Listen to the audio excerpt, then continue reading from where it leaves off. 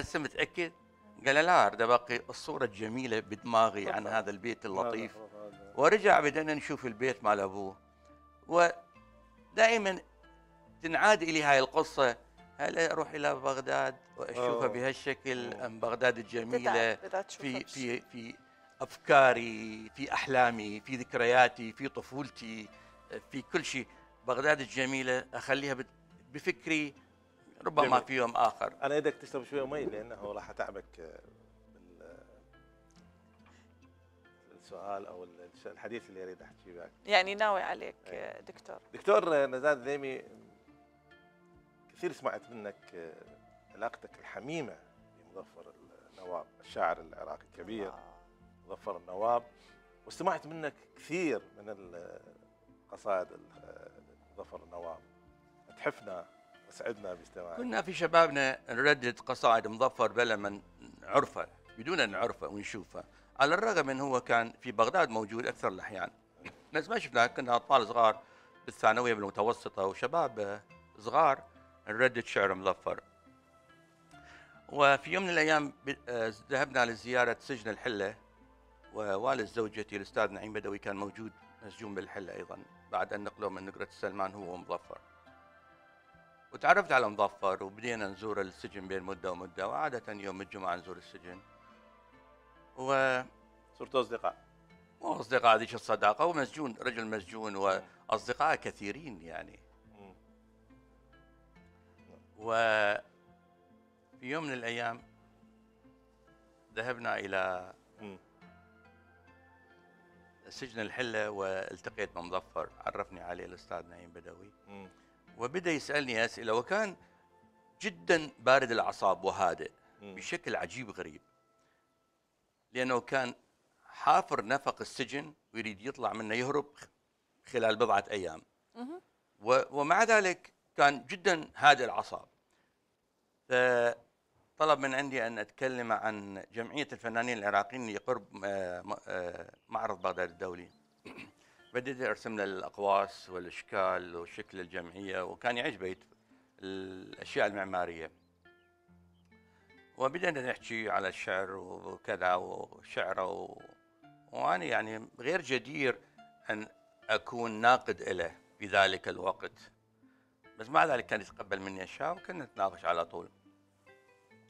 وفي زيارة من زياراتي قلت له أني راح أروح أرجع، صار وقت نرجع لبغداد. قال لي الله وياك. قلت له عندي طلب. قال لي تفضل. قلت له أريد قصيدة ما سامعها أحد، ما كاتبها لأحد، ما حاكيها لأحد. قال لي نزار هذا قاوش 40 واحد ينامون بيه، مو من أحكيها، من أفكر بيها وما يحفظوها.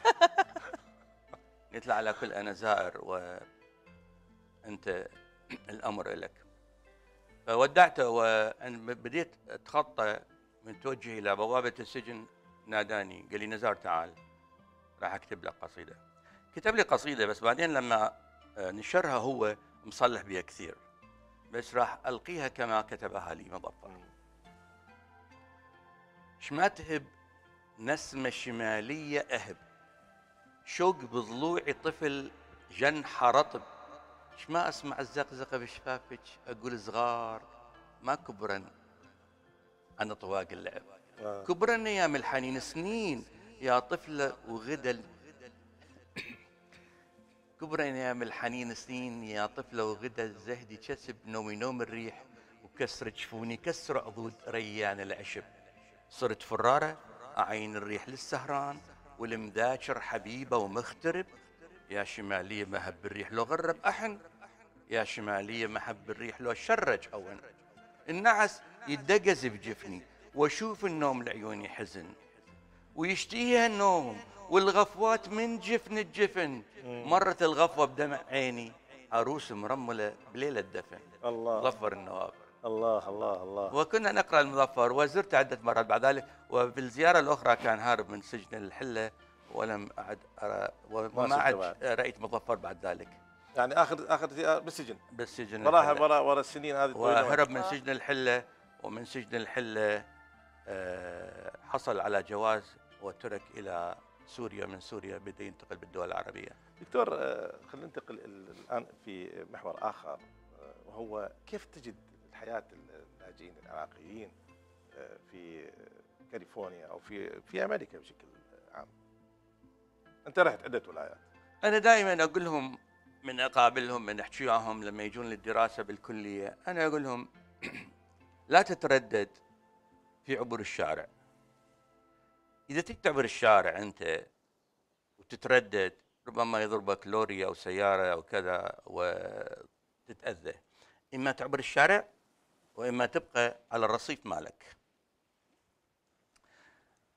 ان تبقى على الرصيف مالتك ما عندك حل، ما تريد ترجع انت للمكان اللي جيت منه. تعبر الشارع عليك ان تعبر بسرعه وتتاقلم مع الحياه الموجوده وتاخذ منها ما هو جيد لك وتترك ما هو سيء، وتترك جزء من عاداتك اللي جبتها وياك الغير مقبوله في عالم الغربي وفي الولايات المتحده الامريكيه. دكتور نزار، بما انه انت يعني لك عمر هنا، نريد بس مختصر نصيحه للجاليه العراقيه اللي هنا تقدمها من خلال خبرتك بالبلد، وانت يعني انت المختلط اول نصيحه ان يبدون يعني. يتعلمون اللغه الانجليزيه. اكيد تعلم اللغه الانجليزيه هي بدايه دخولهم للحياه الامريكيه والتعرف على الامريكان بصوره اصح مما هي موجوده بالوقت الحاضر.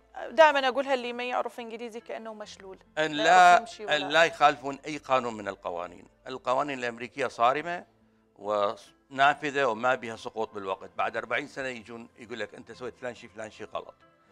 ودائما احنا متعلمين اللي جايين جدد، اللي دا اشوفهم جدد جايين مع الاسف يلا ومشي وشكو وما يصير وشنو يعني.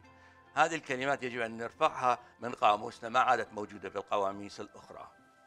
القانون هو القانون، ينفذ على شخص بسيط وعلى رئيس الجمهوريه دائما. هنا المتساويين، الناس متساويين دائما. اكيد طبعا. فنصيحتي لهم انه ماكو مخالفه للقانون سواء كانت بسيطه او غير بسيطه. ان يتعلمون اللغه الانجليزيه، ان يتعلمون عادات جيده موجوده، ان يستفادون مما موجود حواليهم من فرص للتعلم، للحياه، للعمل. فرص كثيره موجوده والفرص مساعده بها الحكومه الامريكيه. اكيد طبعا هي فرصه هاي الموضوع. طبعا دكتور نزار، نشكرك على هذا اللقاء اللي من احلى اللقاءات اللي صارت عندنا. بس قبل ما نختم اريد اسمع منك. اني اريد الختاميه.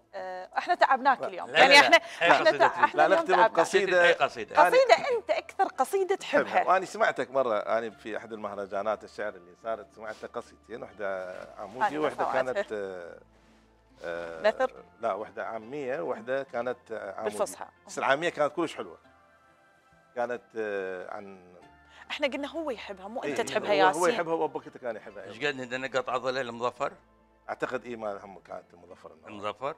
بس خلي اسمعك، انا معجب. اريد انت وحده تحبها. انت لا اسمع قصيده لكامل الشناوي كتبها لام كلثوم وما غنتها. هو نريد نختم اللقاء بشيء انت تحبه. ما غنتها، بعدين نرجع على مظفر. اوكي. لست اشكو فالشكوى عذاب الابرياء، وهي قيد ترسف العزه فيه والاباء. انا لا اشكو ففي الشكوى انحنائي، وانا نبض عروقي كبريائي. الله. فاستمع لي واجبني، ربما تسمع ما يدنيك مني، ربما اسمع ما يقصيك عني. كل ما عندي سؤال يتردد يا حبيبي وظنون تتجدد. كنت القاك على البعد فالقى فيك احلامي وروحي. صرت في قربي لا القاك الا في جروحي. صرت في قربي لكن لا ترى عيني عينك. أصبح القرب جدارا حائلا بيني وبينك. الله الله. كامل الشناوي. هاي ما غنت ام كلثوم. ما غنت ام كلثوم. وما غنتها فائزة وما غنتها سعاد محمد ثوم. راح اغنيها اني. اقترح علي اقتراح. صرت كمال الشناوي. اما القصيده العموديه، هناك قصائد عموديه كثيره لنزار قباني تعجبني كثير. نزار كثير تعجبني يعني شعره. دكتور قلبك اخضر. احلى شيء. العمر يسري الى 60 مسرعا والروح باقيه على 20. ان شاء الله دائما دكتور. راح اسمعك جزء من قصيده مظفر. ايش قد ندى نقط عضله. هذه ندى. ايش قد ندى نقط عضله. الندى لما ينزل الام تنادي ابنها في تشرين ادخل ابني الندى قاعد ينزل. والرازقي القلم مال الورد الجوري إيه. ينزلوه ب 15 يوم 10 ايام، اما الراسخ يحتاج له 6 اشهر نعم. حتى يطلع قلم منه. يقول ايش قد ندى نقط عالضلع ونسيت اقول لك يمته، ايش قد راسقي ونيمته، وش كثر هجرك 10 ليالي هوى وما لمته، انت سحنت الليل بقليبي وقلت موش انت، يا ما التراتشي مرجحا حسك الصافي وغفه، يا ما سفحت لك بالليالي دموع كانت ترفه، ويا ما الدمع ضوى سواد العين وعينك صلفه، وما جيت ونيمني الثلج والشتا كله تعدى، لا بالمحطة رفضوه لا خط جانا من البعد، لا ريل مر على السدة أملني أسمر بيك، كل عمري انقضى وأملته، حتى خيالك بالحلم خايف يجي وأمنته، والشتا شال شليله من يمنا عبر وسألت عنك يا شتا العشاق، ويا شتا العشاق ما عندك خبر، وعلقنا للصيف اللي يجي روازينا السمرة شمع، من ينزل الدفو بنيسان يهتز الضلع، يمكن يقذر الضلع، يمكن بعد بنروح يا ريحان وصلوا وتنزرع، والقيض جانا وانقضى ورد قيض جو ورد انقضى، والزلف هجرك فضضه ورد فضضه، وما مشرجه وما جيت ونيمني الثلج والشتا كله تعدى، لا بالمحطة رفضوه لا خط جانا من البعد، لا ريل مر على السده، وردود اقول لك يمتى. الله الله الله يا الله دكتور. يسلم صوتك. مظفر نواب. دكتور نزار، طبعا كنا قضينا وقت ممتع وياك بصراحه، وكنا شكرا جزيلا اطول، واتمنى لك الصحه والسلامه. شكرا. تحقق كل الامنيات ان شاء الله يا جزيلا دكتور، وتستاهل كل خير. شكرا جزيلا. كلمه اخيره تحب تقولها؟ يمه ياسين. كنت اقلب في، انا دائما ابحث عن قصائد قديمه ودفاتر قديمه، وعثرت على عدة القصائد اللي غنتها زكية حمدان سنة 1928، وغنتها انصاف منير 54، وغنتها مغنية مغربية قبل سنتين. خلقت جميلة لتعذبينا وما كنا في غرامك مجرمين، الله. إذا كان الهوى والحب عيبا فكل معايب العشاق فينا، الله. وكم مجرم قد نال عفوا وأنت بدون ذنب تقتلينا، الله. جمالك ذاهب والحب أيضا سنندم إن صددت وتندمين. الله. الله. ألف شكر دكتور. الله. ألف شكر، أسعدتنا أطربتنا. شكرا جزيلا. حركت بينا أحاسيس كثيرة. أيوة. شكرا جزيلا. يعني مليت المكان كله حب وأمل وحيوية ونشاط وهيك، يعني في الطاقة كل شيء إيجابية كانت بالموضوع. شكرا جزيلا. نشكرك على هذا اللقاء. شكرا جزيلا دكتور على حضورك، ونتمنى لك ان شاء الله قضيت وقت ممتع ويانا. شكرا جزيلا. صراحه احنا قضينا وقت ممتع واكيد مشاهدينا. أكيد. شكرا جزيلا. شكرا دكتور. مشاهدينا الاعزاء، كان هذا اللقاء الجميل مع الدكتور نزار الدليمي، الكاتب والاكاديمي الرائع، كلمات وشعر، قدم لنا اشياء كثيره في حياته، وقدم بعض النصائح ايضا للمهاجرين في امريكا من العراقيين. نروح فاصل ونرجع نكمل وياكم حلقه اليوم من ويكند. نرجع نتعارك.